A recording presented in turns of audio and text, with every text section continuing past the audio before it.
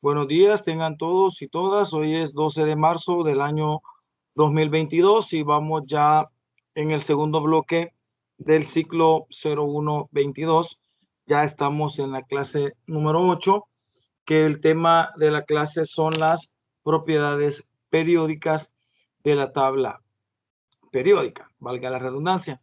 Entonces vamos a trabajar con respecto a las propiedades, vamos a hacer un recorrido sobre algunas de las características principales que tienen los elementos que ya están presentes en la tabla periódica y que es necesario de hecho que podamos nosotros comprender cada uno en ese sentido.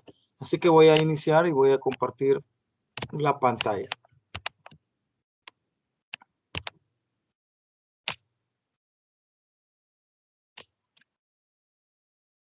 ¿Me confirman si se ve? Sí se ve, licenciado. Vaya, muchas gracias. Vamos a dar inicio la jornada de hoy con lo que son las propiedades periódicas de los elementos. Las propiedades periódicas nos muestran una vez más la capacidad que tiene la tabla de tener una organización al máximo, ¿verdad? Dicha organización pues es de vital importancia que tengamos conocimiento al respecto. Y pues nos menciona y nos demuestra más que todo, una vez más, lo que los científicos hicieron a través de la historia con la organización que la tabla tuvo, que la hicieron tan perfecta, digámoslo así, ¿verdad? Que es muy difícil detectarle algún tipo de error a lo que es la tabla periódica en lo que a organización respecta, ¿verdad? Entonces, ya en ese sentido, ustedes van a dar la otra semana pues mayores atributos que la tabla puede tener en ese caso.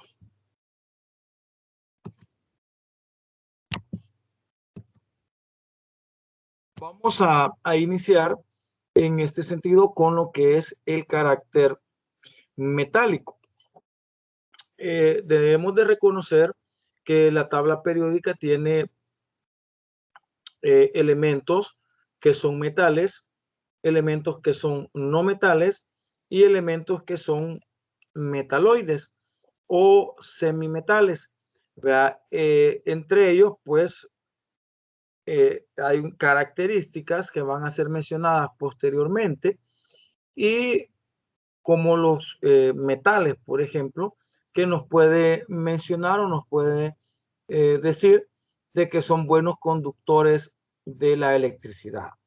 Entonces, ahí se toma en cuenta una serie de ¿cómo lo diría? Una serie de momentos, digámoslo así, desde donde va a iniciar un elemento y a medida que él va aumentando en el periodo o va descendiendo en el grupo, ¿verdad?, de la tabla periódica, va adquiriendo más o menor característica. En este caso, el que sea este metálico o no. Vea, el carácter metálico de los elementos de la tabla periódica se refiere a todas aquellas variables químicas y físicas que definen a los metales o los distinguen de otras sustancias de la naturaleza.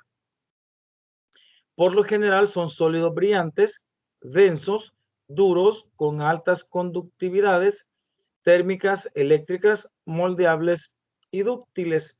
Quiere decir que los elementos metálicos de la tabla periódica, ¿vea?, van a tener una posición especial en ella, una posición específica, y en la tabla periódica pues aparecen más o menos al lado izquierdo de la tabla periódica, y ahí pues se describen muchas de las características que puede tener lo que es un metal. En ese caso, conocemos muchos metales, de hecho. Licenciado, Dígame. Disculpe, fíjese que no sé si solo es a mí, pero a mí no me ha pasado la diapositiva, siempre está en propiedades periódicas. Ah, va. ¿Los demás? A mí tampoco me ha pasado, licenciado, la primera me aparece. Va, va. Ahorita vamos a dejar de compartir y voy a volver a compartir otra vez. A ver qué me sale aquí.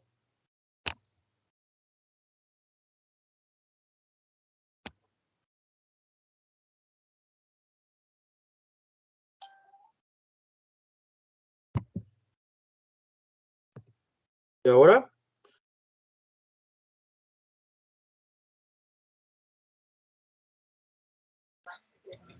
Ahorita me aparece la primera, no sé si ahí A la mí tiene. también. Va, permítame, vamos a ver qué tenemos aquí.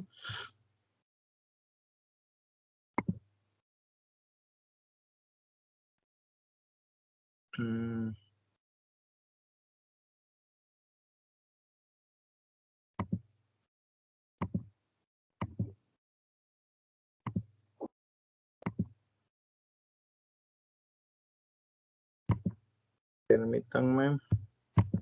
Voy a volverla a poner. Ahorita.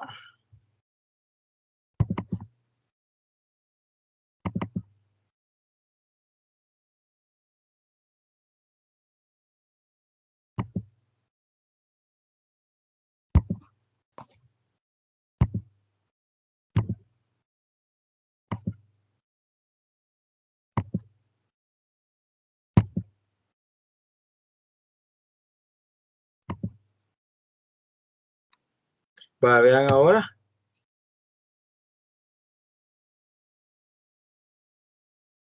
Ya. Ahora sí, licenciado. Va, la cerré y la volví a abrir.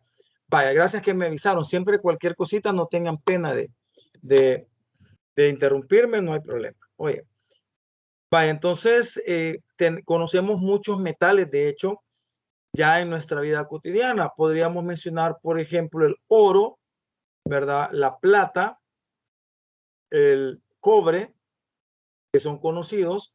Está el hierro, ¿verdad? Está el aluminio, está el estaño, que es el que sirve para soldar. Está el plomo también, que se puede ocupar también para soldar o para redes de pescadores. Son como los más conocidos que tenemos. Y entonces cuando hablamos de estos elementos, hablamos de que ellos son sólidos brillantes. Y pues los menciono porque al final usted los recuerda o ya los ha visto y usted sabe de que son brillantes. Hasta el hierro, que siempre se ve como oxidado o deslustrado, ¿verdad? Son elementos que si usted lo lija, por ejemplo, o lo corta con una sierra, va a ver de que donde está cortándolo tiene un gris muy bonito, ¿verdad? Cuando hablamos de que son densos, estamos hablando también de que los elementos tienen una alta densidad. Quiere decir de que los elementos en sí tienen muchísimo más átomos del elemento por unidad de volumen en cada sentido. Tanto así que son demasiado diferentes las densidades que tienen los metales referido a las densidades que tienen, por ejemplo, los líquidos o los gases en ese sentido. O sea, son muy altos y como son muy altos, pues al final esa densidad hace que si usted los sumerge en agua, siempre van a hundirse, ¿verdad? Y eso porque la densidad del agua es de 1000 apenas y todos los metales pues andan arriba de los 2000 kilogramos por metro cúbico, como por ejemplo el aluminio, que es de los menos pesados, anda ahí por 2700 kilogramos por metro cúbico. Tanto así que si se coloca en el agua, él se hunde, ¿verdad? Sería en ese caso, con altas conductividades térmicas y eléctricas. Los metales pues tienen la capacidad de conducir lo que es la corriente eléctrica en ese caso y conducir lo que es el calor. Por eso es que son los metales los que se ocupan para lo que es el tendido eléctrico en nuestro hogar y en los postes, ¿verdad? Por esa misma propiedad que tienen de ser muy conductores de la electricidad. Cuando decimos que son moldeables, estamos hablando de que pueden agarrar la forma que usted decida ponerles. Basta con que lo lleve a su punto de fusión, ¿verdad? Lo vuelva líquido. Usted puede hacer cualquier tipo de figura, digámoslo así, o cualquier tipo de forma en ese sentido. Y entonces, pues ahí podríamos ver esa característica. Y dúctiles, que se pueden hacer hilos finos. Por ejemplo, el cobre, vea que es el más común para lo que son los los tendidos eléctricos. Usted si pela un alambre de cobre, pues va a haber hilitos muy finos, ¿verdad? Y a eso pues se le llama ductilidad o dúctiles. El cobre de las guías de Navidad, por ejemplo, si usted quita el forrito verde que traen, pues trae muchos hilitos de cobre. De hecho, que parecen pelitos en ese sentido, ¿verdad? Entonces tienen esa posibilidad. En Medio Oriente, allá por Arabia Saudita, los hilos, las madejas de hilos de la gente de alta sociedad, pues son madejas de hilo de oro.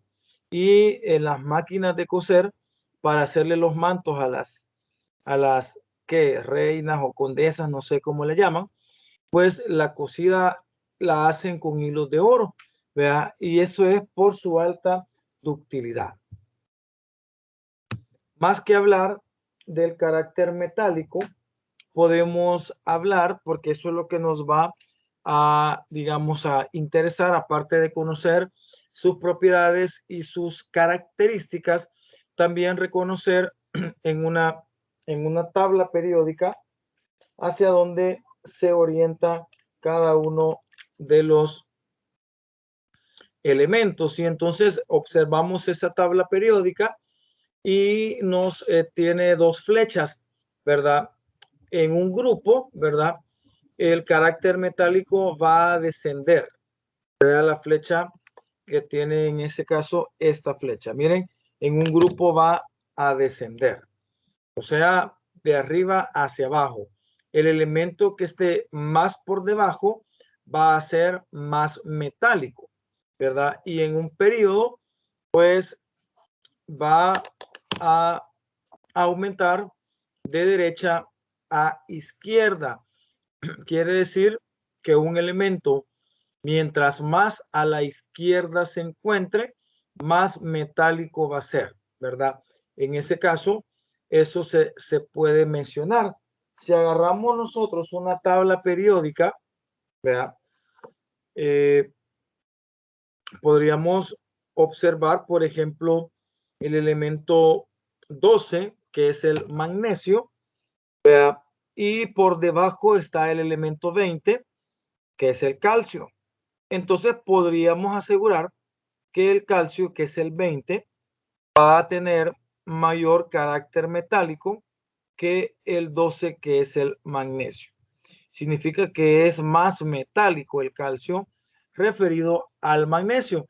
Y eso es por la posición del elemento en la tabla periódica. Está más abajo el calcio y entonces el elemento es más, en ese caso, más metálico, ¿verdad? Podríamos hablar de un elemento, de un periodo, ¿verdad? Por ejemplo, tenemos el níquel, que es el 28, ¿verdad? Y podemos poner, por ejemplo, el hierro, que es el 26. El hierro, que es el 26, está más a la izquierda. Entonces, al estar más a la izquierda, ¿verdad? Él es más metálico, ¿verdad? Es más metálico como tal, porque está más a la izquierda y entonces tomamos en cuenta esa interpretación que se tiene, ¿verdad? La parte metálica de Licenciado, ir aumentando. Dígame. una pregunta. Se Dígame. mencionaba, ¿verdad? Que entre más a la izquierda están, más metálicos son. Sí. Pero, ¿por qué el hidrógeno es no metal? El hidrógeno se le llama, coloquialmente se le llama elemento errante, ¿verdad? Elemento errante significa de que solo al pobre hidrógeno no han podido, digamos así, hallarle un lugar en la tabla periódica. De hecho, que si usted ve cualquier tabla en la que tengo, por ejemplo, yo en este momento, en esta, ¿verdad? El color del hidrógeno es verde, ¿verdad? Similar o parecido a los verdes que aparecen a la derecha, que son para los no metales. Eso nos indica de que el hidrógeno es un gas, ¿verdad? Pero se le llama elemento errante porque de verdad no hay donde ponerlo, digámoslo así, y que tenga una, pues, como un grupo específico para él. ¿Por qué se pone el hidrógeno en el grupo 1? Por la configuración electrónica se pone ahí, ¿verdad? Porque él tiene una configuración de 1s1, ¿verdad? Y en el caso del litio, él tiene una configuración de 1s2, 2s1. El sodio tiene una terminación de 3s1, el potasio una terminación de 4s1, y entonces se decidió poner el hidrógeno en ese lugar por la configuración electrónica, que era coincidente al final con los demás elementos de ese grupo. ¿Verdad? Sin embargo, no son de la familia de litio, ¿verdad? Por eso es que cuando se habla de los grupos de la tabla periódica, a quien le toque hablar la otra semana de eso, va a hablar de la familia de litio, ¿ya? O sea, de litio hacia abajo. Al pobre hidrógeno no se contempla en ese sentido porque es solamente la configuración en la que son similares, pero él debería estar por lo menos a la par del helio, ¿verdad? Al otro lado. Pero si estuviera ahí, él fuera S1 y todos los de abajo, del flúor para abajo, fueran P6, P5, ¿verdad? Entonces quedaría todavía más disparado en ese sentido. Por eso es que él se ha puesto en esa posición. Se le llama elemento errante, ¿verdad? En el común popular. Y es por esa razón que él se mantiene ahí, ¿verdad? Y por eso es que el tono es diferente y lo consideramos un gas, ¿verdad? De ahí todos creo que tienen una ubicación normal o buena dentro de la tabla, menos el pobre hidrógeno, ¿verdad? Ahí estaría la explicación al sentido, ¿verdad? Al respecto de eso. Veamos. Entonces, el elemento más metálico, vamos a decir que es el francio, ¿verdad? Que es el 87, que es el que está más abajo y más a la izquierda, ¿verdad? Sería entonces el más metálico. Y el elemento menos metálico es el flúor. Casi siempre en las propiedades no tomamos en cuenta los gases nobles, ¿verdad? Porque ellos son inertes, o sea, ellos no reaccionan, digamos que con nada ni con nadie, naturalmente, porque ya sabemos que la configuración electrónica de él termina en P6, ¿verdad?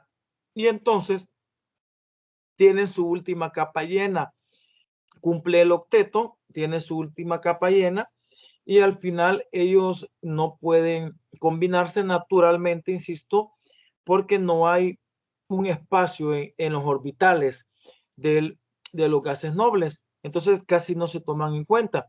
Y digo naturalmente porque hoy en día ya los científicos han preparado algunos compuestos en laboratorio usando los gases nobles, como por ejemplo, hay tetracloruro de criptón, por ejemplo, o hexafluoruro de xenón. Por ahí andan algunos elementos que los han tratado de realizar en laboratorio, ¿verdad? Entonces, ya ahí a lo mejor tendrán alguna técnica especial para eso, ¿verdad? El menos es el flúor y ahí hay ejemplos ¿cuál de los siguientes elementos son más metálicos? Vamos a trabajar con tabla periódica en mano, ¿verdad? Me ayudan por favor a responder esto.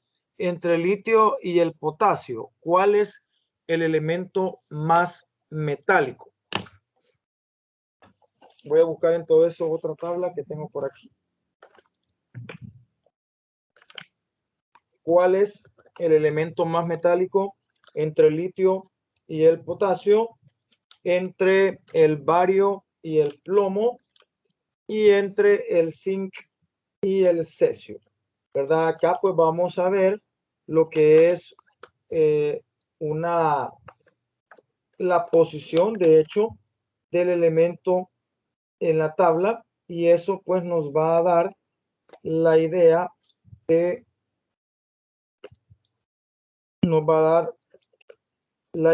dónde se pueden encontrar.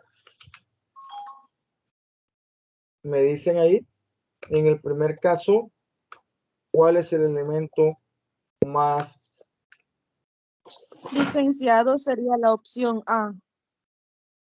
No, Porque de la A, de la A van a buscar las dos. O sea, entre el litio y el potasio, ¿cuál sería el más metálico de ellos dos?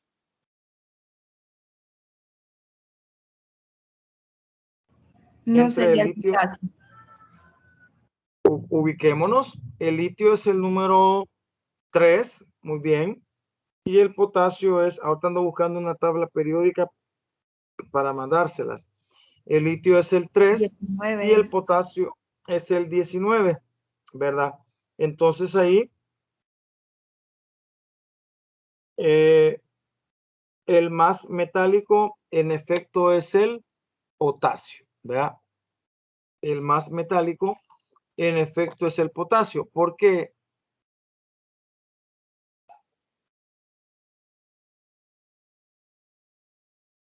Porque el potasio está más abajo, ¿verdad? Está más abajo y entonces en ese sentido él tiene mayores propiedades metálicas. Vaya, en el caso del 2,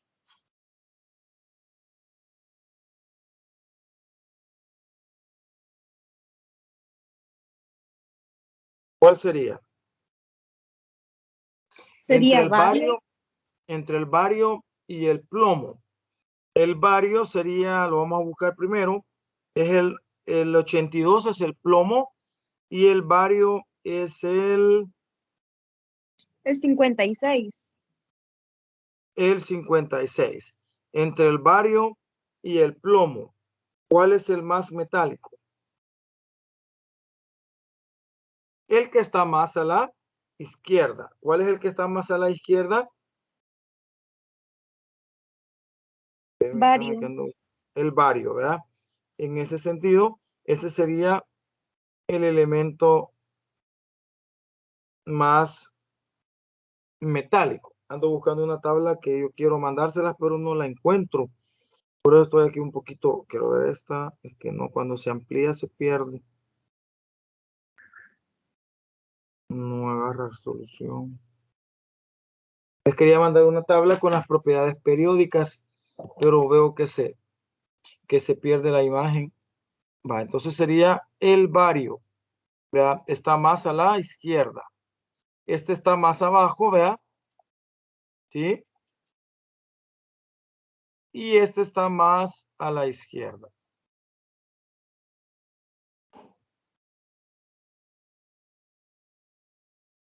Vale.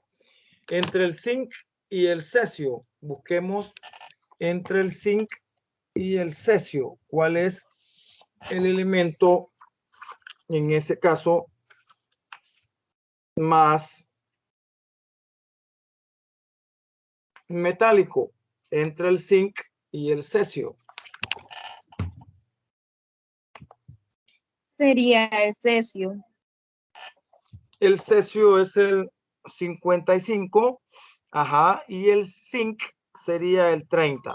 Es el cesio, vea, en ese caso es el cesio, vea, porque está más abajo, ¿verdad? Y más a la izquierda.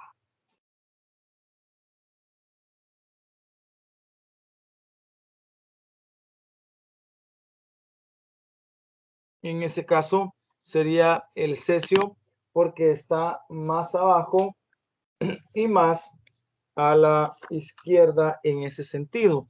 Vea, por ahí estaríamos trabajando esa parte. Vamos a hablar entonces, como segundo subtema, vamos a hablar del radio atómico. El radio atómico tiene que ver con el tamaño del elemento en la tabla periódica. Si bien es cierto, los elementos, ya sabemos que los elementos son infinitamente pequeños, vea, entonces cada uno de esos elementos en su pequeñez, vea, van a tener lo que es tamaños diferentes. Entre los pequeños hay unos que son más pequeños todavía, ¿verdad? Y entre los grandes, digamos que se le puede hablar de grandes, hay todavía unos elementos más grandes que otros dentro, como repito, de la pequeñez que ellos pueden estar presentando. Entonces, el radio atómico nos expresa o nos indica, ¿verdad? Básicamente, nos expresa o nos indica básicamente una relación con el tamaño, ¿verdad? En ese caso, una relación con el tamaño que puede tener el átomo. Dice ahí, el radio atómico representa la distancia que existe entre el núcleo y la capa de valencia, que es la que nosotros sabemos que es la más externa, ¿verdad? En ese sentido, es la más externa. Y por medio del radio atómico es posible determinar el tamaño del átomo. Dependiendo del tipo de elemento, existen diferentes técnicas para su determinación, como la difracción de neutrones, de electrones o de rayos X. En cualquier caso, no es una propiedad fácil de medir, ya que depende, entre otras cosas, de la especie química en la que se encuentra. Entonces, estaríamos hablando en ese sentido del tamaño del átomo, ¿verdad? Como tal, el tamaño del átomo tiene que ver con su radio. De hecho, el radio en matemática, usted sabe que es más o menos el tamaño que hay entre más o menos el centro, ¿verdad? Y la orilla, digamos, en un círculo. Eso más o menos es el radio, ¿verdad? Y pues unido a eso se toma en cuenta lo que es el radio atómico. Por aquí estoy tomándole una foto a una tabla. Le voy a mandar a ver si no se pierde lo que es el valor ya a la hora que le tomamos, lo mandamos por WhatsApp, porque la misma tabla brilla, entonces no le da mucho el valor. Creo que si no se pierde la resolución va a funcionar, si no, pues lo siento. Ya sigo, solo le mando esto ahorita a ustedes. No sé si se va a perder la resolución, pero el intento lo hicimos al menos. Sí se ve más o menos.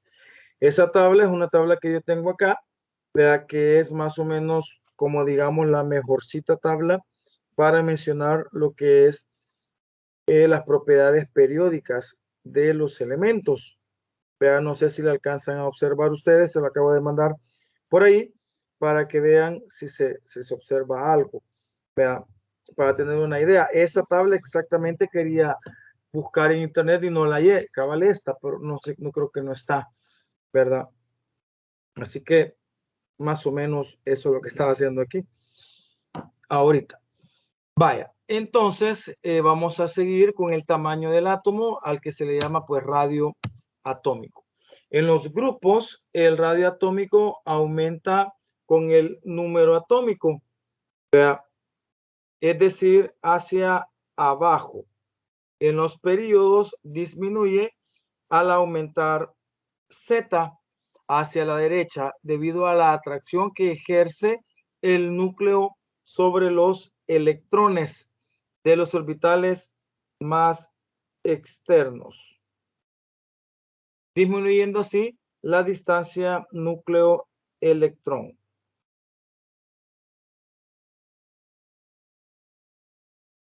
Quiere decir de que al igual que el carácter metálico y al igual que todas las propiedades, ¿verdad? Ellos van a tener siempre hacia dónde aumentar o hacia dónde disminuir. Por un sentido, unos van a tener el mismo trayecto, digamos, del carácter metálico, o sea, que aumente algo hacia abajo y hacia la izquierda, y en otro sentido, pues van a tener que aumente a la derecha y hacia arriba. Entonces,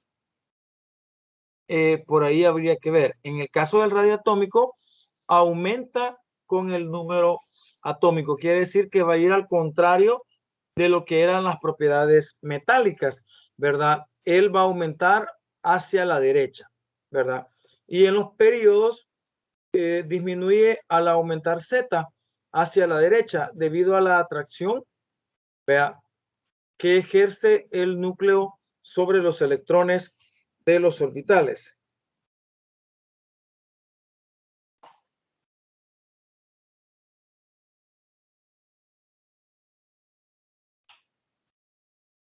Veamos. Ahí más o menos conseguimos una imagen, vea, referida a eso. Tenemos un cuadrito de los radios o de los tamaños atómicos que tiene cada uno de los elementos. Vean cómo estamos con los elementos representativos. En este caso, los del grupo A, que son el 1 y 2A, que son los dos de la izquierda, los dos iniciales, y el 5, el 3, 4, 5, 6, 7, 8A, que son los del final, los del grupo P. Vean cómo el grupo 1A, que es el del hidrógeno, ¿verdad? Ellos aumentan hacia abajo a medida que el hidrógeno y el litio es más grande que el hidrógeno, es porque se encuentra más abajo. El sodio es más grande que el litio, el potasio es más grande que el sodio, el rubidio es más grande que el potasio y el cesio es más grande que el rubidio. O sea que en un grupo aumenta al descender, ¿verdad? Y en un periodo aumentará hacia la izquierda. Ahí cabalito están los tamaños. Vámonos al periodo 2, que sería empezando desde aquí. Miren. Empezando desde aquí. Con el neón, ¿verdad?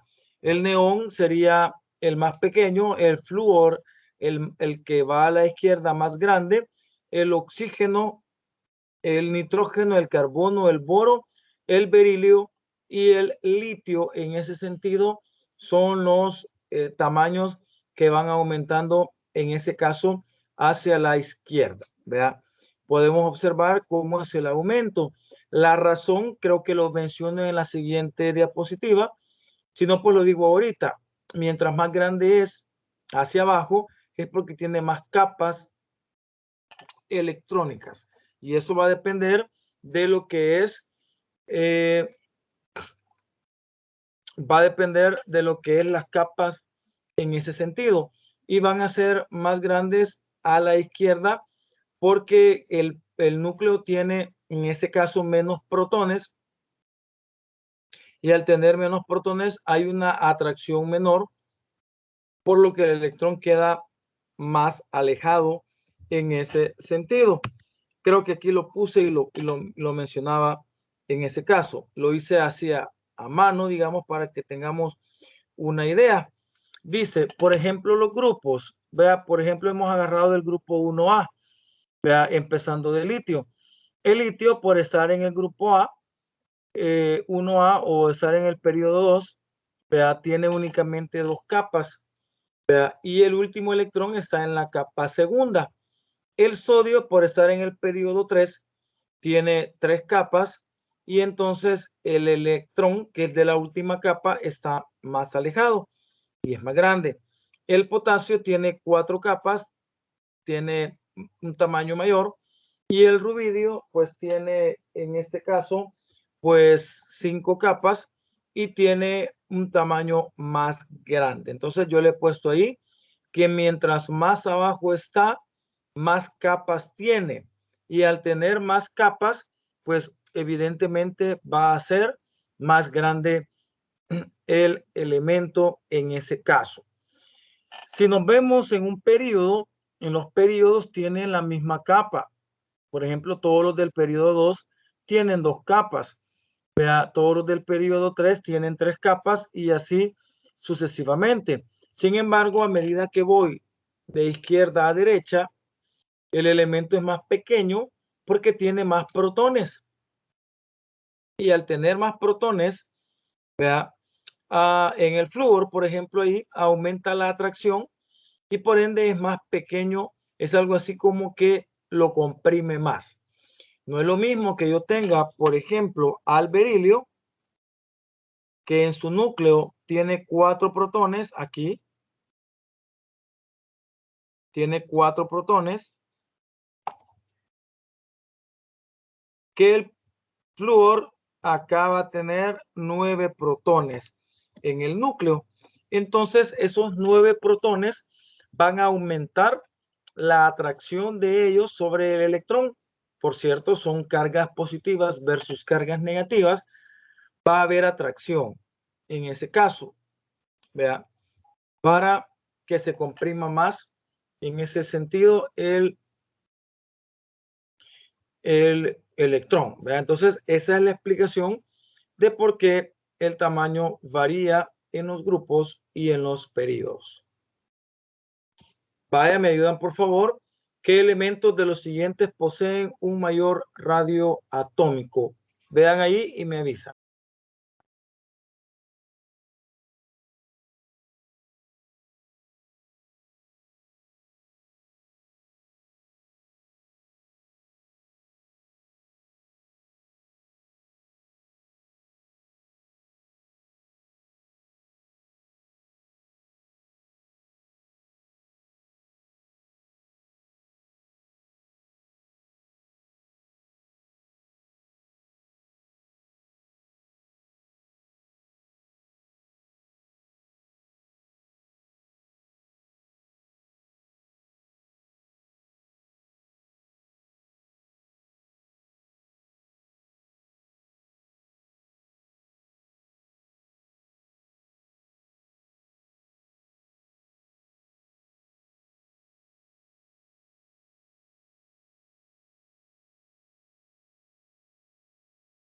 Licenciado, en la primera sería bario porque se encuentra más abajo. El bario sería en este sentido el elemento 56, ¿verdad? Y el calcio sería en este caso el elemento 20. ¿Cuál es el mayor? El más grande es el bario. Excelente. ¿Verdad? El bario, digamos, va a tener 6 capas y el calcio va a tener 4 capas. ¿Verdad? Entonces, el más grande es el bario. ¿Verdad? Muy bien. Ese es el que tiene un mayor radio atómico. Si vemos entre el cloro y el aluminio, vea, el cloro pues es el número 17 y el aluminio es el número 13. ¿Cuál tiene un mayor radio atómico?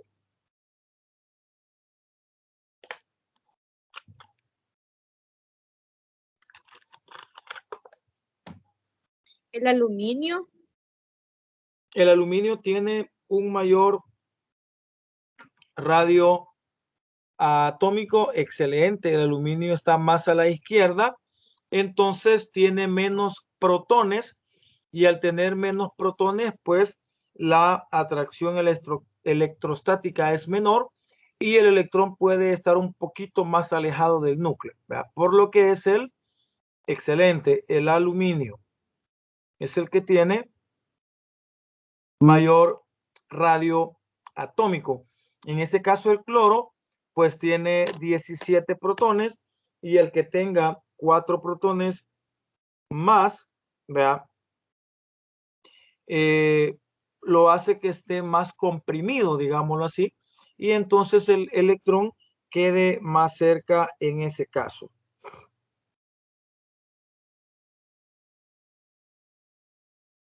Muy bien. Y en el caso del indio y del galio, el indio es el número, lo busco, el 49 y el galio es el 31. ¿Cuál podría ser el que tiene mayor radio atómico? El indio. Entre el indio y el galio. El indio tiene mayor radio atómico, ¿verdad? Porque está más abajo, tiene 5 capas y el galio tiene 4 capas. Entonces, el que tiene el mayor radio atómico va a ser el indio, en ese caso, ¿verdad? El indio. Ahí está. Ahí tendríamos en cuenta lo del radio atómico, pero siempre y cuando los elementos estén en un grupo, ¿verdad? O en un periodo, ¿verdad? Eso pues sería lo primordial, ¿verdad? Que en el par de elementos que se toman en cuenta, veamos cuál tiene un mayor radio atómico y menor entre un grupo o entre un periodo, ¿verdad? Sin embargo, lo que viene en la siguiente lámina, porque eso puede suceder, dice, ¿qué pasaría si queremos saber si un elemento tiene mayor o menor radio atómico, pero están en grupos o periodos diferentes? En ese caso, la forma más fácil de hacerlo es buscar el valor de los radios atómicos en la tabla periódica. Estos valores pueden estar en las siguientes unidades. Puede dependiendo de la tabla, en Armstrong, vea que es 10 elevado a la menos 10. Puede estar en picómetros, que es PM elevado a la 10 a la menos 12. O en todo caso podría estar en nanómetros, vea que es 10 a la menos 9.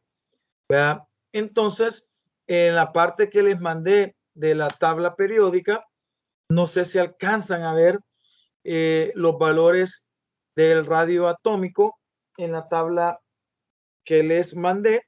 ¿Verdad? Entonces, ahí podríamos ver si alcanzan a observar ustedes el ejemplo entre el sodio y el escandio. Entonces, si yo tengo dos elementos que no están en el mismo grupo ni en el mismo periodo, ¿qué hago? Entonces me voy a la tabla periódica, que es esta que tengo yo aquí. Miren, esta es de las que mejorcitas que son, de las que vienen acá, no sé si alcanzan a verla, la que tiene columnitas rojas, ¿verdad? Y atrás tiene las propiedades que estamos viendo el día de hoy, en esta parte, que fue lo que les mandé ahí. ¿Verdad? El sodio pues es el número 11 y el escandio pues es el número 21. ¿Verdad? El sodio es el 11 y el escandio es el número 21. Y ahí en la clave del que le mandé aparece radio atómico, que es el segundo valor de la izquierda. Y según lo que alcanzo a ver, está en Armstrong, ¿verdad? Porque tiene una A ahí. Entonces voy a buscar al sodio y voy a buscar al escandio y le asigno valores, ¿verdad? En ese caso, para yo poder saber cuál es. Al menos yo estoy viendo la foto y por lo menos de esos dos sí se ve, más o menos, ¿verdad? Se ve. No sé si alcanzan a ver ustedes los valores, pero si no, pues yo se los voy a poner acá, ¿verdad? Están en la tabla y aparecen. Por ejemplo, el sodio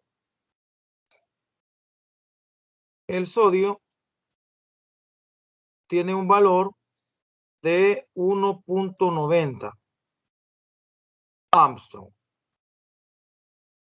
O sea, 1.90 por 10 a la menos 10 sería en ese sentido. Y el escandio, en este caso, tiene un valor de 1.62 Armstrong. Ahí estaría más o menos. Hola.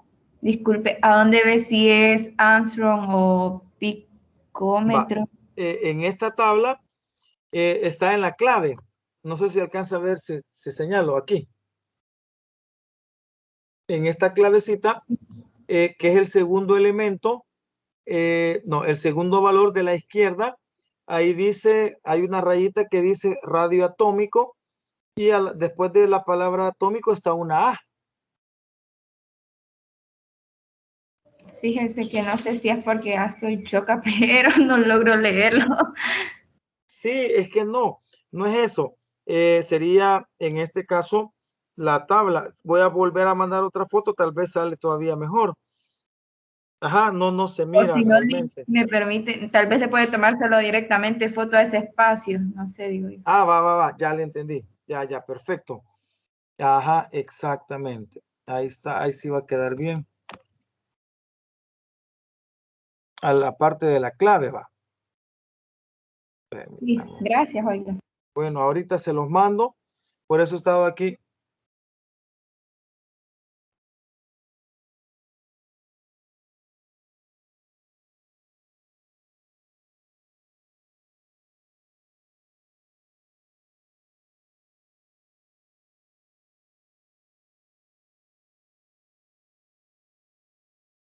Vean ahí. Sí, se ve bien bonito. Quizás le voy a mandar pedaceada a la tabla para que tengamos una idea. Vean ahí, creo que sí se ve bien, vean. Sí, se ve. Entonces ahí ven, dice clave, dice radioatómico y aparece una A, ¿verdad? Entonces, en ese sentido, pues, sí se da lo que es la A, que sería de Armstrong, ¿verdad? En ese caso, pero me voy a volver a poner la foto en este caso, a ver si se ve mejor. Pero es que no, quizás le voy a tomar a la mitad.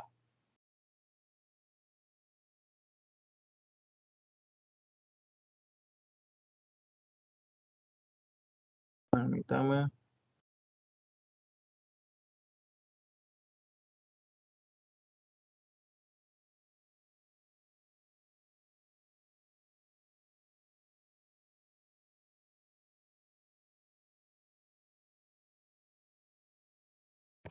Y mando lo último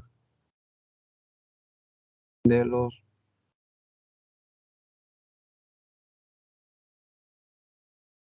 Sí, ya por pedazos se ve bien bonito. Ahorita los mando, permítanme. Para que tengamos el mismo idioma.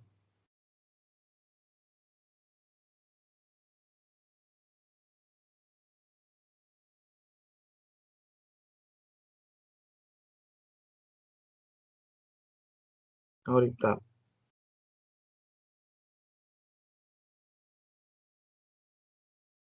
Ahí les mandé, digamos, por pedazos. Creo que se ve mejor. Mucho mejor. Sí. Por pedazos. O por lo menos se ve mejor que una sola. Vea. Y entonces ahí creo que ya pueden ver los valores en ese sentido.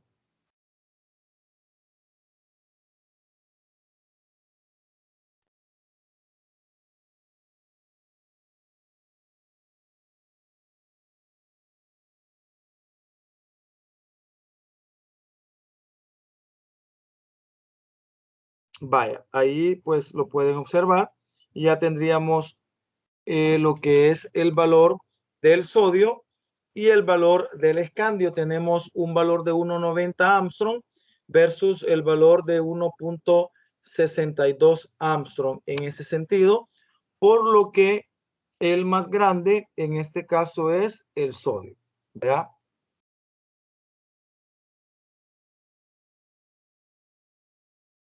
Es el sodio. Si buscamos entonces el valor del magnesio, el magnesio es el elemento número 12, vea, el caso del magnesio, vea, tiene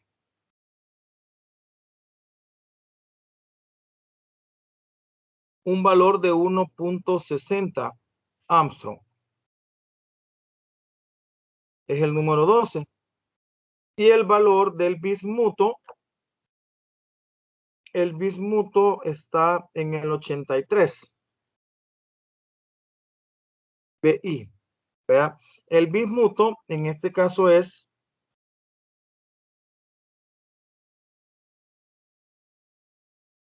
1,70. 1,70 Armstrong es el valor del bismuto. Están bien separados. Miren, está uno muy arriba y muy a la izquierda y el otro está muy abajo, pero muy a la derecha.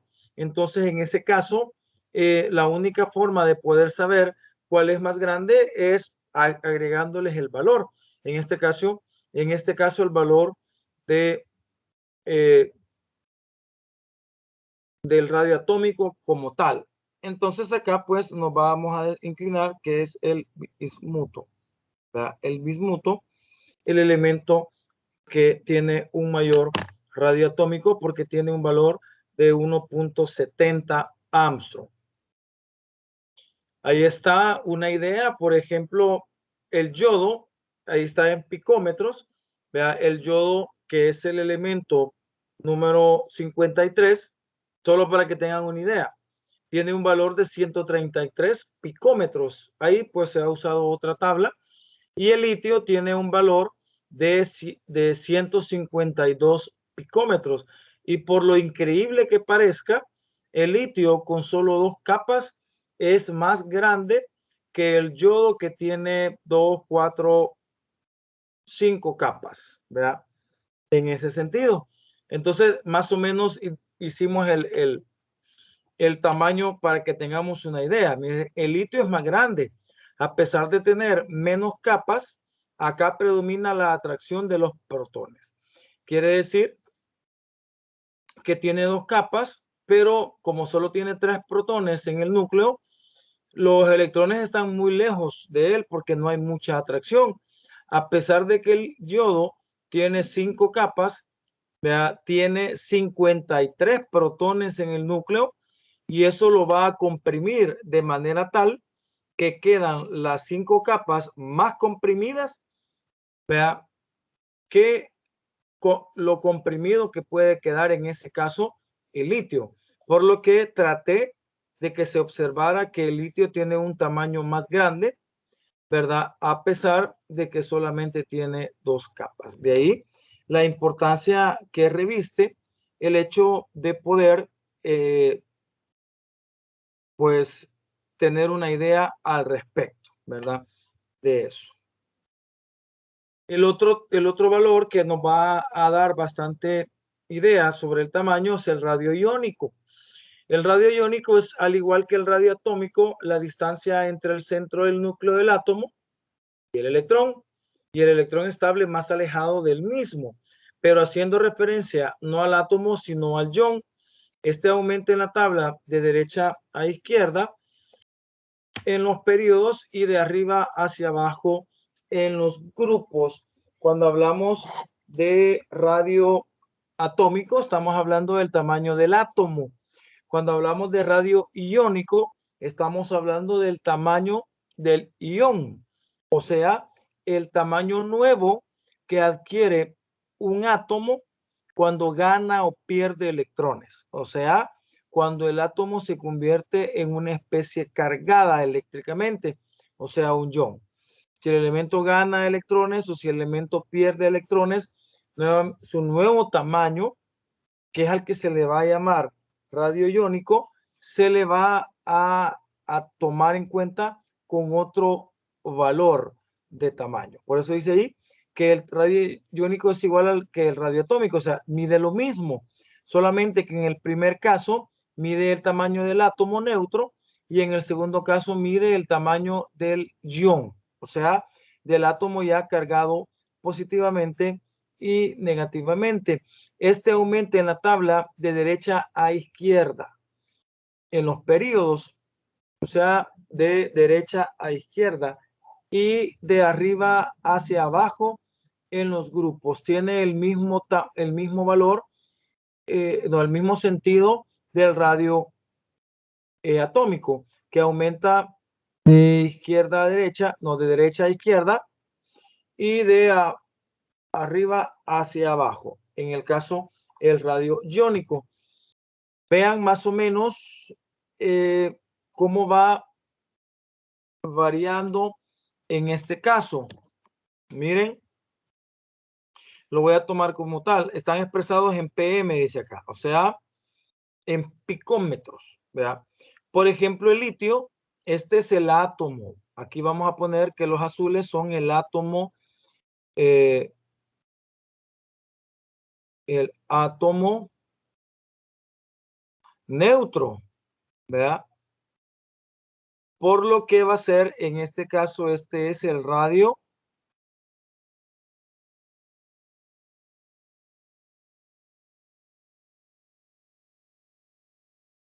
es el radio atómico. Es el valor del radio atómico. Pero en este caso, este es el valor del radio iónico.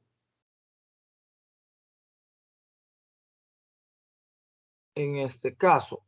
Vean, el litio tiene un valor cuando es neutro de 123 picómetros, pero el ion litio tiene un valor de 60 picómetros. Quiere decir que en ese caso, cuando el litio pierde un electrón, tiene un tamaño inferior, o sea, queda valiendo 60 picómetros.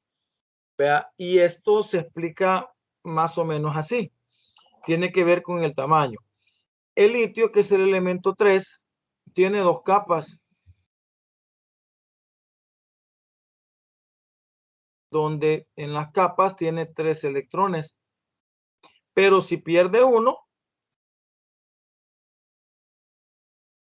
menos un electrón, al perder el tercer electrón, que es este, pierde la capa automáticamente, por lo que el ion litio, que va a quedar cargado positivamente, solo va a quedar de este tamaño. Solo le va a quedar una capa, porque la capa 2, que era donde estaba el electrón 3, se ha eliminado porque perdió el electrón. De ahí que se puede considerar el tamaño del radio iónico menor en el caso del litio, en el caso del sodio, en el caso del potasio y en el caso del rubidio. Vean cómo el elemento de a la par, en el caso del litio, sodio, potasio, rubidio, berilio, magnesio, calcio y estroncio, todos los metales, ojo con eso, todos los metales se hacen más pequeños. Y eso es porque pierden electrones. ¿Verdad? Y entonces, al perder electrones, también aumenta la capacidad del protón de atraer hacia adentro. Entonces, puede darse un caso, como en el caso del litio, que se hace más pequeño porque pierde una capa, ¿verdad? Pero el berilio, que tiene 2 electrones en la última capa, se hace más pequeño porque entonces ahora va a tener el berilio 4 protones luchando contra 3 electrones. y entonces lo va a comprimir más. O sea, tiene que ver con perder capas y con la compresión en ese sentido. Estos son dos columnas de metales. Vean, estos dos son dos columnas de no metales. Miren, el oxígeno tiene un valor de 70 picómetros, pero el oxígeno 2 menos, o sea, cuando le han llegado 2 electrones, tiene un valor de 140. En ese caso, un valor de 140 picómetros, o sea, ha aumentado su tamaño. El azufre igual, el selenio y el telurio. Veamos acá, el flúor tiene 68 picómetros, pero su ion flúor tiene un valor de 138. El cloro, el bromo y el yodo. Conclusión, los metales se hacen más pequeños y los no metales se hacen más grandes en ese caso. Los metales pierden electrones y al perder se hacen más pequeños porque pierden la capa o ganan la atracción protón-electrón. Y en el caso de los no metales, el oxígeno, por ejemplo, gana electrones, por lo que aumenta la atracción, es mayor la atracción del electrón hacia afuera porque tienen más que del protón hacia adentro. Entonces, ahí estaríamos concluyendo que los metales se hacen más pequeños y los no metales más grandes. Ahí podemos ver cómo es ya de dos elementos, un metal y un no metal. Miren el radio iónico. El átomo de sodio tiene un valor de 186 picómetros. Vea, y el catión del sodio va a ser un valor de 95 picómetros. Vea, se hace más pequeño. En el caso del flúor, ¿verdad? El átomo de flúor tiene un valor de 64 picómetros, pero el ion flúor va a tener un valor de 136 picómetros. Ahí, como lo decía anteriormente, se hace más grande, ¿verdad? Para que quede más o menos la idea referida a eso. Eso sería con respecto a el radio iónico. Vea, vamos a entrar a otra propiedad que sería en este sentido la energía de ionización. La energía de ionización EI es la energía que hay que suministrar a un átomo neutro, gaseoso y en estado fundamental para arrancarle el electrón más externo que está más débilmente retenido y convertirlo en un catión monopositivo gaseoso. O sea, es la energía que se necesita para arrancarle un electrón a un átomo. La energía de ionización es igual en valor absoluto a la energía con que el núcleo atómico mantiene unido al electrón. Es la energía necesaria para ionizar al átomo. Quiere decir de que en este caso un átomo siempre va a estar neutro, ¿verdad? Y al existir lo que es una energía de ionización, o sea, con ese que se le va a arrancar un electrón al átomo, él siempre va a quedar de forma positiva, o sea, va a quedar en forma de catión, ¿verdad? En ese caso. Y pues por lo general a los que le sucede eso más fácilmente es a los metales. Los metales van a soltar más rápido un electrón que un no metal. Entonces es la energía que se necesita para arrancarle un electrón a un átomo. Podemos observar que en el caso de la energía de ionización disminuye de arriba hacia abajo y de derecha a izquierda. Ahí disminuye o aumenta de izquierda a derecha o de abajo hacia arriba. Vea, en ese caso y en ese sentido sería así. Por lo que un elemento, mientras más abajo esté, va a tener, en el caso de que disminuye, va a tener que va a necesitar, digámoslo así, una menor energía para arrancarlo. Por ejemplo, si yo quiero arrancarle el primer electrón al sodio y el primer electrón al rubidio, por ejemplo, para el rubidio necesito menos energía para arrancarlo. ¿Por qué? Porque en este caso el rubidio es más grande y al ser más grande, el último electrón está más lejos del núcleo, por lo que se va a arrancar más fácilmente. O sea, tiene que ver también con el tamaño atómico que él puede llegar a tener. Y entonces un elemento más pequeño, mientras más pequeño sea, el electrón va a estar más cerca del núcleo, por lo que arrancarlo de ahí va a ser muchísimo más difícil. O sea, va a requerir una energía más, en este sentido, una energía mayor, ¿verdad? Para poderlo arrancar. Una vez que se ha arrancado un electrón y se ha formado un ion positivo, se puede volver a comunicar en energía para arrancar un segundo electrón. A eso le vamos a llamar segunda energía de ionización. De forma similar, se pueden medir las energías de ionización sucesivas, tercera, cuarta, quinta.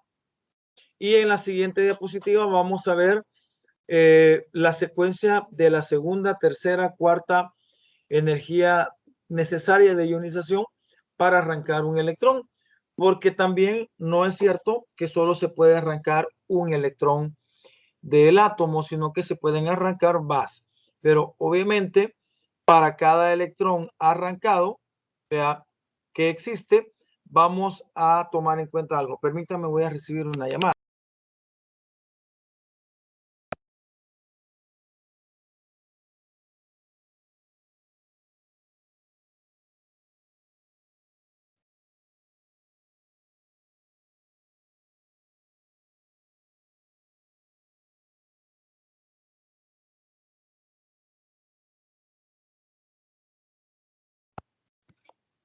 Entonces, podemos hablar en ese sentido de la energía de ionización segunda, tercera y cuarta. Cuando se arranca el primer electrón, entonces el átomo se hace más pequeño, ¿verdad?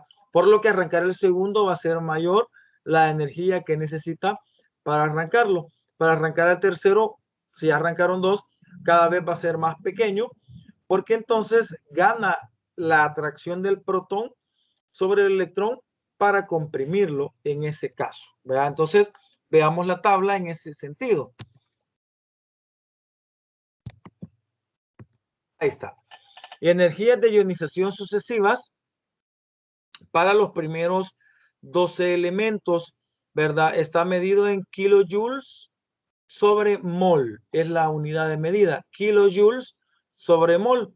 O sea, kilojoules entre mol, ¿verdad? O kilojoules por mol a la -1. Se le suele poner así para representar que está en el denominador. Vaya, por ejemplo, en el caso del elemento hidrógeno, la primera energía de ionización es de 1312 kilojoules por mol a la -1.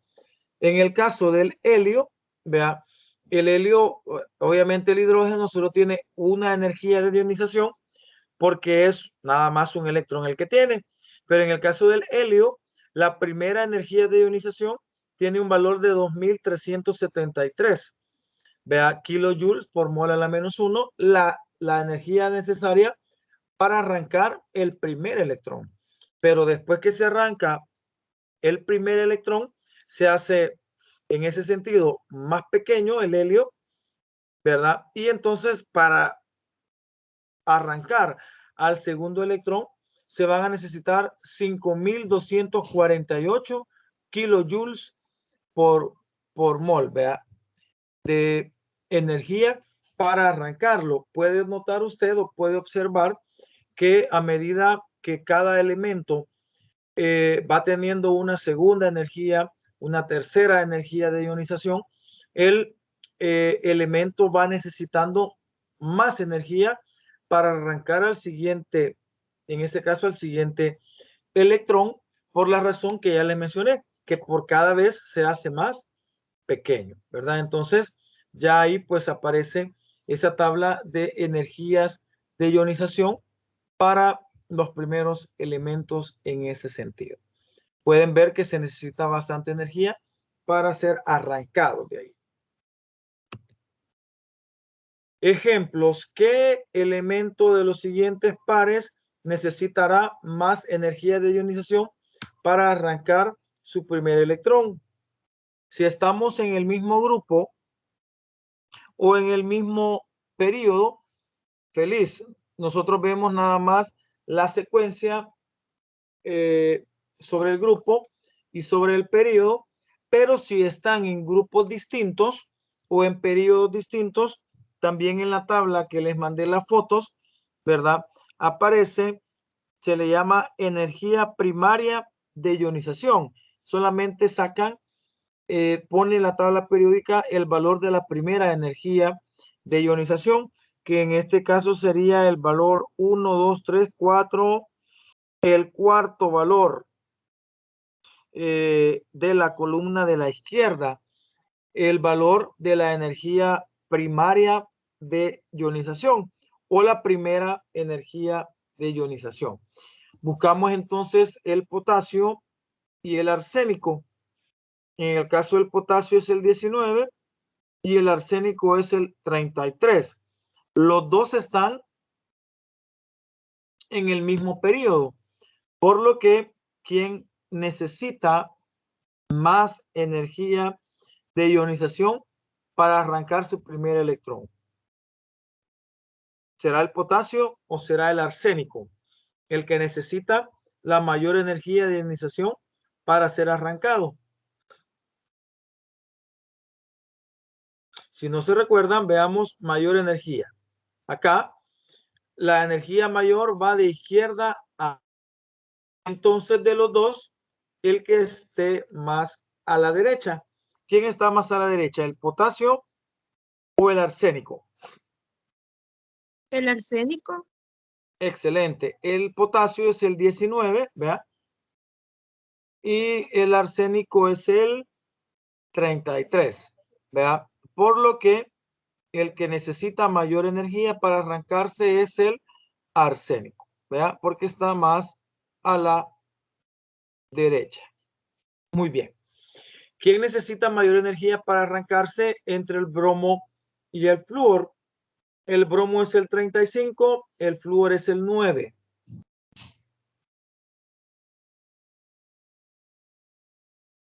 Vale. Retrocedo para que vean que aumenta de abajo hacia arriba. Aumenta de abajo hacia arriba. Entonces el que está más arriba necesita más energía de ionización. ¿Quién de los dos está más arriba? El flúor. Excelente. El que está más arriba es el flúor, por lo que el flúor necesita más energía de ionización para ser arrancado, ¿verdad? En ese caso, ahora veamos entre el titanio y el germanio.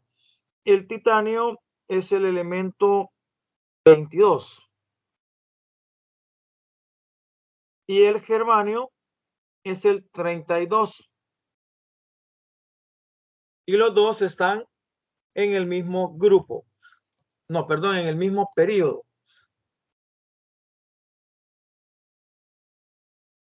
¿Quién está más a la derecha? ¿El titanio o el germanio? Germanio. Muy bien, es el germanio el que necesitará mayor energía de ionización para arrancar al primer electrón. Ahora tenemos el boro y el silicio. Miren, el boro es el 5, el silicio es el 14. No podemos nosotros decir cuál es solo con ver la tabla, sino que el boro está en un grupo y el silicio está en otro. Y el boro está en un periodo y el silicio está en otro periodo, por lo que no es factible solamente por la posición. Así que nos vamos a la primera energía de ionización, que es el cuarto valor.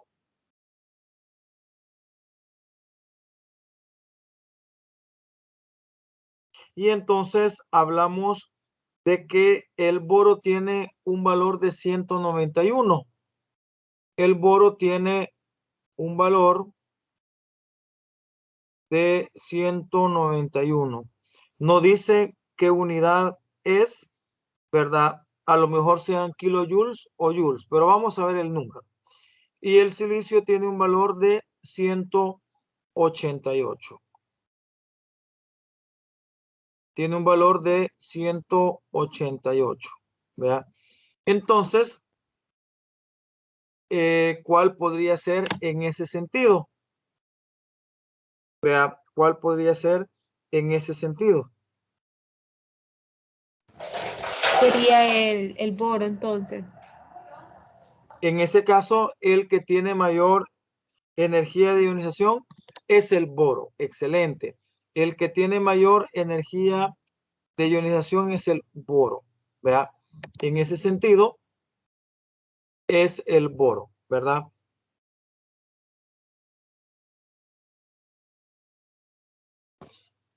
Ahí estaría para ese elemento, ¿verdad? Sería en ese caso el boro. Ahí está. Podemos verlo por posición o lo podemos ver por el valor que cada uno de ellos posee, ¿verdad? La afinidad electrónica es una medida de la variación de energía cuando se añade un electrón a un átomo neutro para formar un ion negativo. Por ejemplo, cuando un átomo de cloro neutro en forma gaseosa recoge un electrón para formar un ion cloro, libera una energía de 349 kilojoules sobre mol o de 3.6 electrón volt por átomo. La afinidad electrónica, señoritas y caballeros, tiene que ver con la energía, ¿verdad? Que varía, digámoslo así, cuando se añade un electrón a un átomo. En el caso anterior, estábamos hablando cuando la energía que sirve para arrancarle un electrón a un átomo. En este caso es la energía que se ocupa cuando se añade un electrón. ¿Cómo varía la energía de cuando teníamos un electrón normal o neutro y a este electrón se le ha lo que es añadido un nuevo electrón? A eso se le va a llamar afinidad electrónica y va a ser con una energía de 349 kilojoules sobre mol o de 3.6 electrón volt electrón volt sobre átomo. La afinidad electrónica, observen, aumenta de abajo hacia arriba y aumenta de izquierda a derecha. Viene siendo algo así como el sentido contrario de la energía de ionización, porque aquella era para arrancarle y esta es la que se le adiciona a un átomo cuando sobre él llega un electrón. La afinidad electrónica es una medida de la variación de energía cuando se añade un electrón a un átomo neutro. Esto lo volví a repetir, pero sigamos acá. Se dice aquí que tiene una afinidad electrónica de 349 kilojoules sobre mol y este número cuando es grande indica, oigan, este número cuando es grande indica que se forma un ion negativo estable. Ojo en esto. Cuando es grande se forma un ion negativo estable. Los números pequeños indican que se forma un ion negativo menos estables. Los grupos 6A y 7A, permítame que tengo una llamada importante que recibir y creo que esa es, permítame un ratito.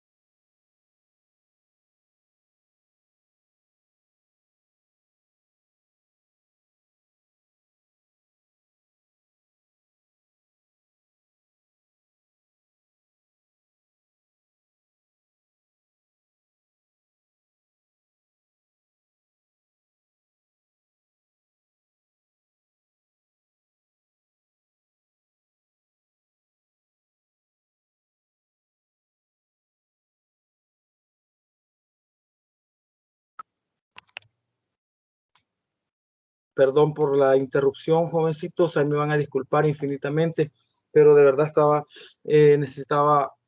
de hecho de las 9 en adelante que me dieran una llamadita y pues ahorita se acaba de dar y en algún momento pues ustedes se van a dar cuenta a qué se refería esa llamada. Así que seguimos para que esto nos tardemos un poquito más. Entonces vamos a hablar de que las afinidades vienen siendo como lo contrario de lo que es la energía de ionización, que es la adición que se puede dar. Podemos ver acá en este sentido algunos valores de afinidad electrónica que tienen los elementos. Se va a tomar como un valor negativo, vea, esto es únicamente para que se dé a entender como que va la energía agregándose o adicionándose.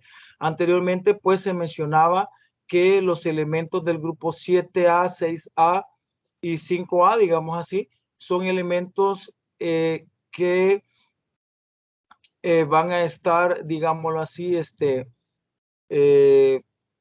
con mayores afinidades electrónicas, y esto es normal que se pueda mencionar porque fíjense que es esto lo que al final son los metales, los no metales, perdón, y entonces a ellos es a lo que más fácilmente se les puede adicionar lo que son los electrones, porque de hecho que son los que reciben al final los electrones, y por eso es que tienen un valor bien alto, vea, porque son iones negativos estables.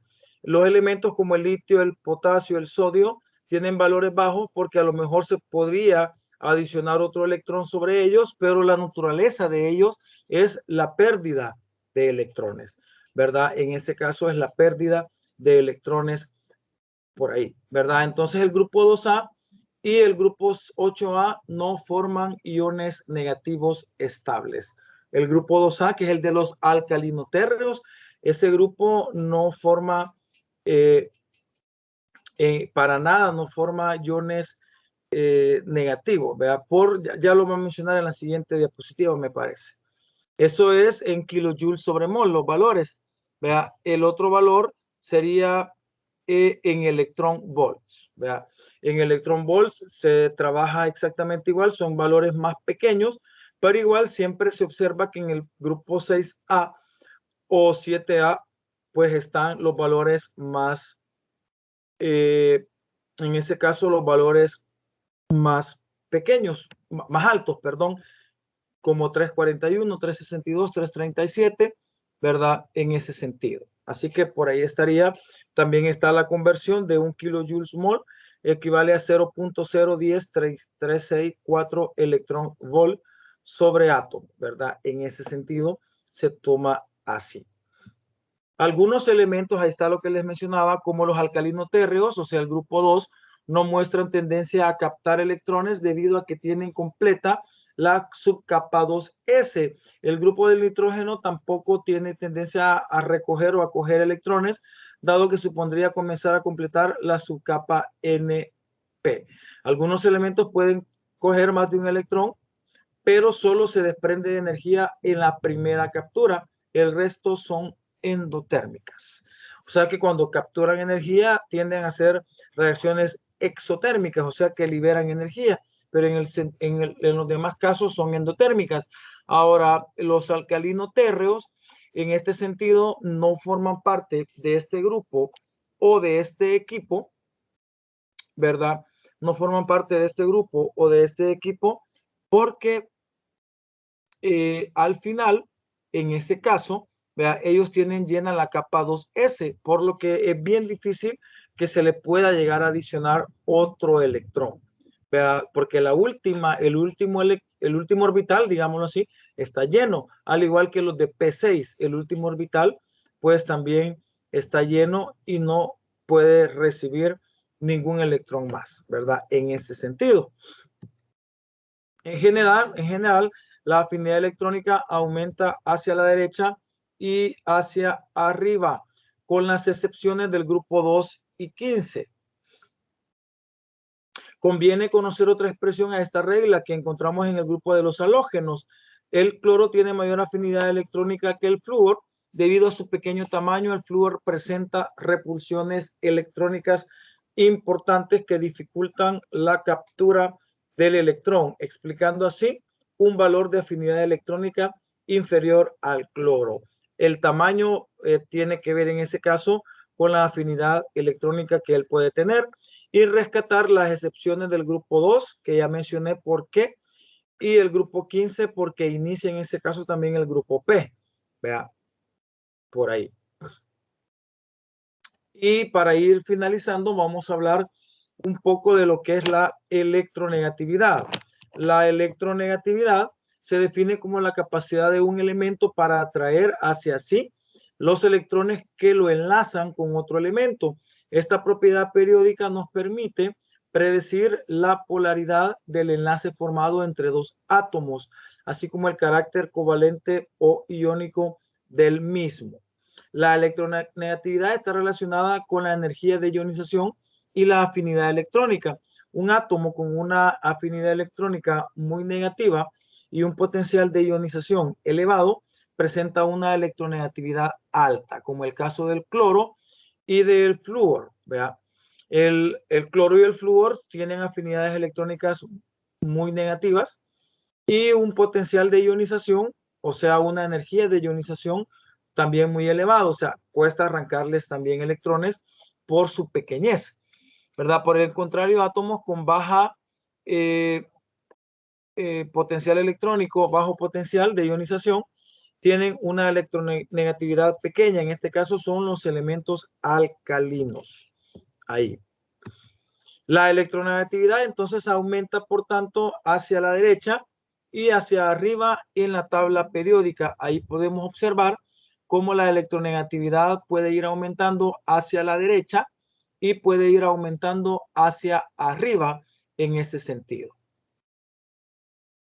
Una escala de electronegatividades muy utilizada es la creada por Linus Pauling en 1904. Los valores de la escala de Pauling oscilan entre 0.7 para el francio y 4 para el flúor. Utilizando la tabla de electronegatividades, vamos a predecir la polaridad de algunos compuestos.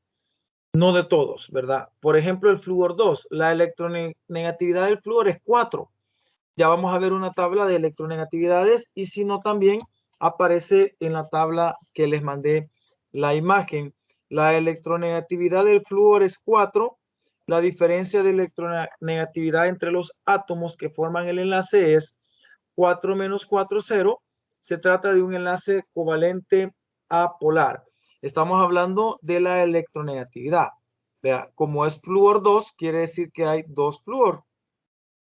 Entonces hablamos de que un flúor tiene 4 y el otro flúor también tiene 4, por lo que al hacerles una pequeña resta tiene 0. Entonces es un enlace covalente apolar, o sea, es un enlace que se da entre dos elementos iguales, pero es apolar porque tiene, digamos, dos elementos iguales que tienen la misma electronegatividad, por lo que se vuelve apolar. Por ejemplo, el ácido fluorhídrico, la electronegatividad del flúor es 4 y la del hidrógeno es 2.1. Eso es tabla de electronegatividades. La diferencia de electronegatividad entre ambos átomos es 4 menos 2.1, o sea, es 1.9 la diferencia. Entonces se trata de un enlace covalente porque se da entre dos no metales, pero es polar porque tiene un valor distinto de 0 en este caso. Por ejemplo, el fluoruro de litio. Esto lo vamos a comprender quizás cuando veamos la parte de los enlaces covalentes y enlaces iónicos. Ahí se explica más. La electronegatividad del flúor es 4, la del litio es 1. La diferencia de electronegatividades es 4 menos 1, 3. Se trata de un enlace de tal polaridad que lo denominamos un enlace iónico. Se va a hablar más adelante de los enlaces, del enlace iónico, ¿verdad? Que sería de ganar y perder electrones, y del enlace covalente, que es de compartir electrones, ¿verdad? Entonces, por ahí es una de las aplicaciones más importantes que se tiene de lo que es la electronegatividad. Por ejemplo, si hablamos de la electronegatividad de cada uno de los elementos, vamos a tener, ya voy a mostrar la tabla de electronegatividades.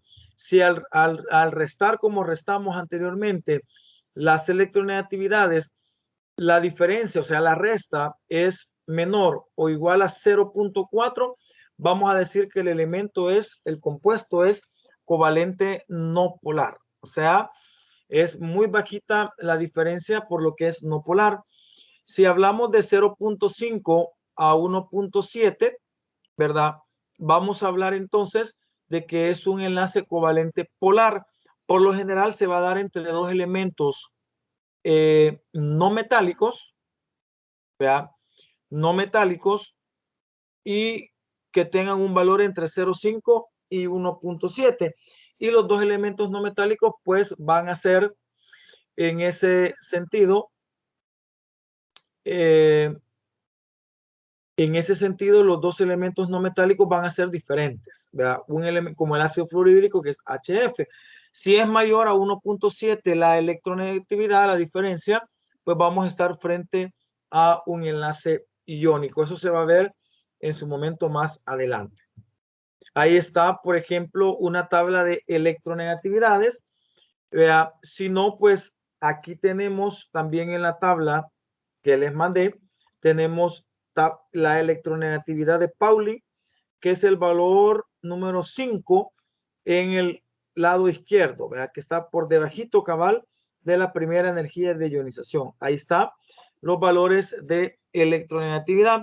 Puede observar que los valores más grandes son los del flúor en ese sentido y los menores son los del francio, ¿verdad? Por ahí podemos observar quién tiene mayor o menor electronegatividad. La electronegatividad es la capacidad de un átomo para atraer electrones hacia sí. Es como que usted tuviera una pelota de básquet, hay dos personas y esas dos personas jalan la pelota. El que se gana la pelota, digamos, o al que le queda la pelota, él es el elemento, sería en este caso, más electronegativo, ¿verdad? En ese sentido. Y aquí pues tenemos ya una hojita preparada donde dice cuál elemento es más electronegativo. Entre el oxígeno y el níquel, el más electronegativo es el oxígeno, porque entre el oxígeno y el nitrógeno, perdón, el más electronegativo es el oxígeno porque está más a la derecha. Entre el magnesio y el estroncio, el más electronegativo es el magnesio porque está más arriba y dijimos que aumenta hacia arriba. Y entre el aluminio y el fósforo, el más electronegativo es el fósforo que está más a la derecha. En ese caso, puede desde luego existir elementos de diferente lugar y entonces usted busca la tabla de electronegatividad y ahí pues usted le asigna el valor al más y al menos electronegativo. Ojo, si yo tengo un compuesto como el cloruro de sodio o el óxido de estroncio, que son este y este, ojo con eso. Siempre se acostumbra a poner el menos electronegativo a la izquierda y el más electronegativo a la derecha. Vean, siempre, por eso esta lámina última yo la puse para que usted observe, siempre es como algo normal, que el menos electronegativo va a estar a la izquierda y el más electronegativo va a estar a la derecha, ¿verdad? Con esto, pues, le damos por finalización a la jornada del día de hoy, no sin antes preguntarles si hay alguna duda al respecto, ¿verdad? De la clase. Si no, pues dejo de compartir y pues detengo la grabación. Por lo demás, es bien interesante el hecho de comprender cada una de las propiedades. Si usted se fija, hay varias que van en el mismo sentido y hay otras que van en sentido contrario. Y mientras se sepa eso y tengamos la herramienta que es la tabla periódica, vamos a poder perfectamente hacer esto sin ningún tipo de dificultades. Voy a dejar de compartir. Y gracias por estar presentes, jóvenes.